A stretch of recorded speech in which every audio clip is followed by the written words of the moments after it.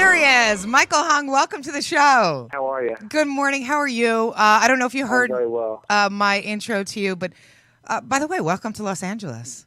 Thank you so much. I'm really happy that you're here. Yeah, I'm pretty excited. You were raised in New Jersey. Are you a Jersey boy? Really? That's correct. I am a Jersey boy. I lived there for 20 years. What part of Jersey? I lived in the Oranges. Oh, in the Oranges. Northern New Jersey, right outside of Newark. Nice. And you went, Yeah. you really wanted to go to San Francisco. Tell me why. That was definitely a passion that I read in your bio. I moved to San Francisco for a girl.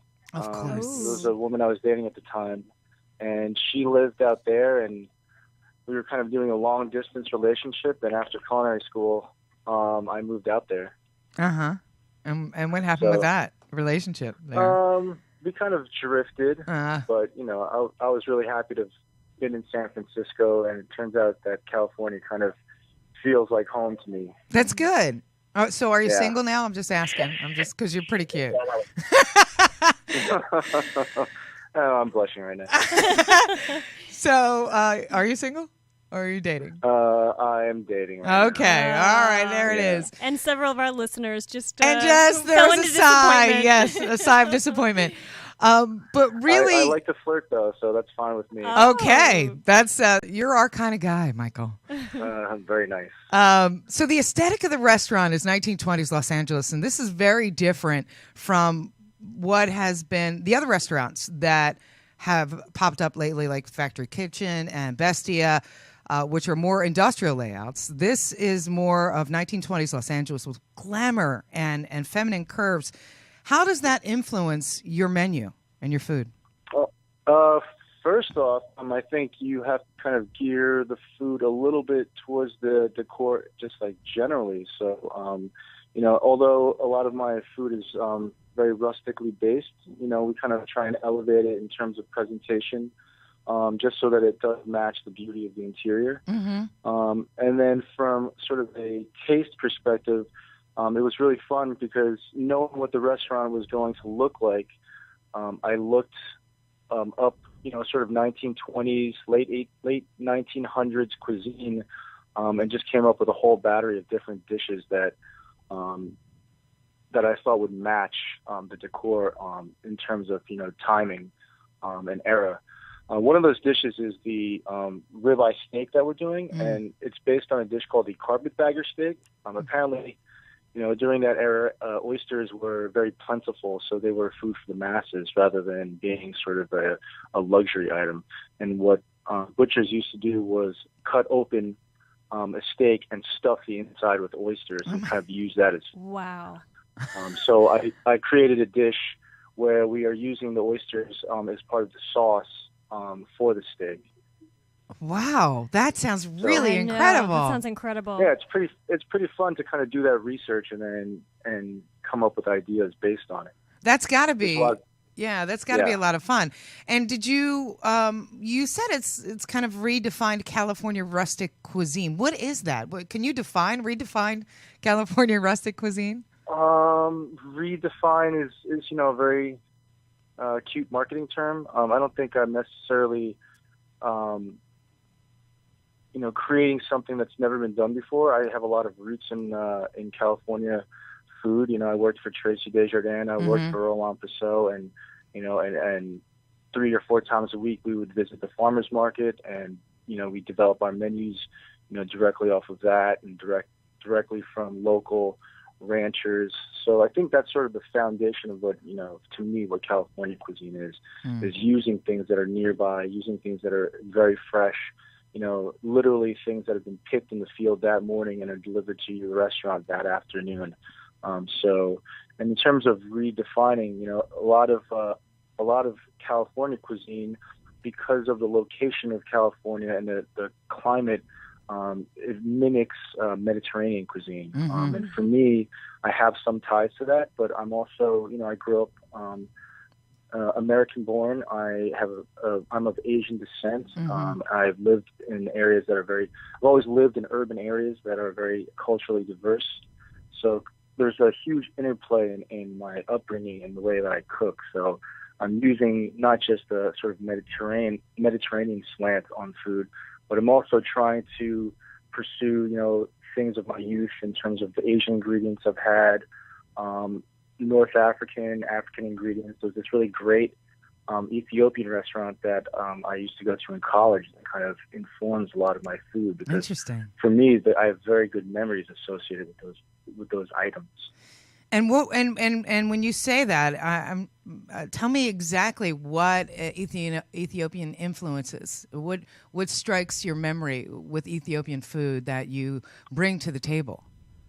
Well, one particular spice blend I like to use is Berber, and it's kind of spicy, smoky, sweet, and it's often served with chicken.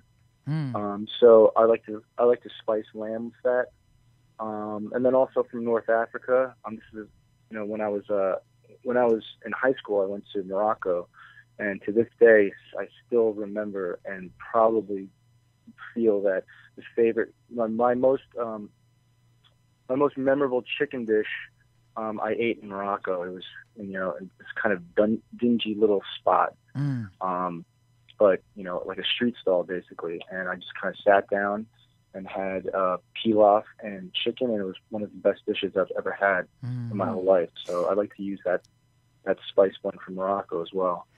It's amazing how the memories of your travels, and I talk to so many chefs, really influence your food when you finally sit down and start to create your menu. It's incredible. Yeah, absolutely. And for many of us, we associate food with positive experiences, and I think that's kind of why our menus as chefs reflect a lot of our travels, because those are always positive experiences, and we want to kind of tie all that together. You also had the opportunity to work on Pixar's Academy Award-winning animated movie Ratatouille.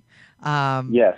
And you, alongside legendary chefs Thomas Keller and Guy Savoy. What did you walk away from with that? That was probably an experience from heaven. It was definitely very interesting. Just as a sort of caveat to my experience, I did not work directly with either Guy Savoy or Thomas Keller, unfortunately. We were all separate parts of a very large moving machine motion picture studio. Yes. So I didn't actually get to be in the kitchen with them. Right. But, I got to be alongside them in some respect. But the experience itself is I see myself as a creative person. I'm also a writer. And so a lot of the creative side is very similar, the generation of ideas and the creation of sort of your aesthetic. I think there are a lot of tangents between different practices. And, it's really interesting for me as a cook to go into a movie studio and see what their creative process is. Right. So, the project that I worked on was I developed the menu for the restaurant in the movie. And then I cooked all the items, and, I plated all the items. And the movie studio took pictures of everything, and then they created models, like clay models out of everything. So basically, I did my day of work, and then, a few weeks later I came back, and just sort of sitting in their laboratory, you see just plastic models of all the stuff I cooked, and that was really incredible. So incredible. That is so fun. It's cool. It's really cool. That had to blow you away. Yeah, and the amount of work that goes into a movie like that is amazing. Oh, I know. Believe me. I think, I work on movies too, so I get it. Oh, do you? Yes. Okay, yeah, definitely. For a kitchen, it's a busy kitchen, and it's busy, but for a movie, this just the scale of it is so much bigger. So much respect goes to the producers who develop all that, and all the sort of people who have a hand in it. It's so important to have a good team. It is a giant machine. It really is. It is, and all the people are these working parts, and they're more human breathing, and it's all working together. You see, I love that, and that's why I also love chefs and restaurateurs and proprietors, because in a way, everybody in the in the kitchen has to work together. It's collaboration. It is a collaborative art. Completely. Absolutely, absolutely. And I think what's really interesting to me also is that, in some way we're trying to, bring a little bit of humanity to everybody. Through the movies, we try, the screenwriters and the actors and all the people that work to put the movie together. They're all trying to give you a sense of humanity in this 2 to 3 hour window. And I feel that's the same for a writer who is writing a novel, or for a chef a chef and his team who is trying to, for 2 or 3 hours help you wine and dine. It's one of those experiences that lets you, touch someone else for a little while. Is it true that you are also getting your Master of Fine Arts? I am actually a current Master of the Fine Arts.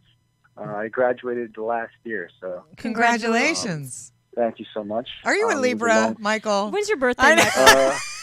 I was picking up Scorpio. Libra too. Yeah. Oh, Scorpio. He's probably got Scorpio? Mercury in Libra. Oh, yeah. Probably got- Of course he's a Scorpio. Yeah. Because there's two types of chefs. There's Scorpios and there's And Libras.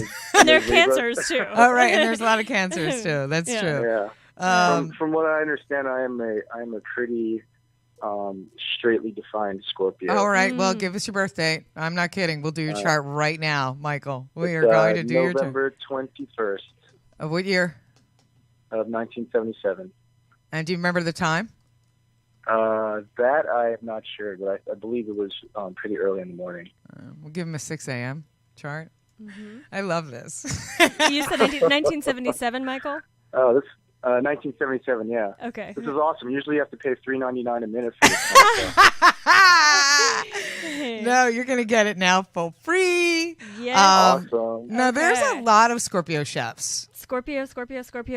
Really? Yeah. He's Well, a- he's got a rising. Well, if he's born in the morning, rising Scorpio, which I could see I because it could kind see of it, looks too. like a Scorpio rising Yeah. from your picture. Sun's in Scorpio, Venus Scorpio conjunct Uranus. You need a lot of freedom in a relationship, but you can also be very. Once you're committed, you're in it. Oh, he's in it. And This is and like Faith and Flower. You dig in. Yeah, he's digging Yeah. Aries moon. I definitely do. in. Holy cow. You were. This is a big year of change for you, actually, because your moon is right in the middle of that Grand Cross. There's a lot of there are a lot of forces kind of pushing you to the next level in your career. Yes. Well, Yes. Faith and Flower. Goosebumps right now. It had a very auspicious beginning. Everybody has written just great things. I am so happy for you, Michael. Thank you so much. This is going to be a great, great success, and the restaurant just looks amazing. We're really you. excited about it, and thank you for taking the time. I know you're so busy. So, Of course, it's my pleasure. well, congratulations. Good luck. You're not going to need it, not with that chart. No, but you've got a great chart. Trust us. It's going to be a good year. Awesome. Thank you. all right, have a great $3.99 right in the bank. $3.99. We're just going to make come sure in you for come down. dinner. Yeah. Ladies, come in. Please give me a phone call when you guys are ready, and we'll totally take care of you. All right, Michael. Thank you. Well, congratulations and good luck. Thanks again. Okay, Thank you. Michael Hung and Helene Henderson, two culinary artists, and they shared their passion with us today here on Pure Pollino, and we're so excited to have them. Coming up next, Sarah Jane shares her passion with us on Pure Pollino. My name is Dr. Marissa, and I am the host of the very popular talk show called Take My Advice. I'm using it. Get Balanced with Dr. Marissa. It's a show about hope and happiness and how you can be the author of your own reality.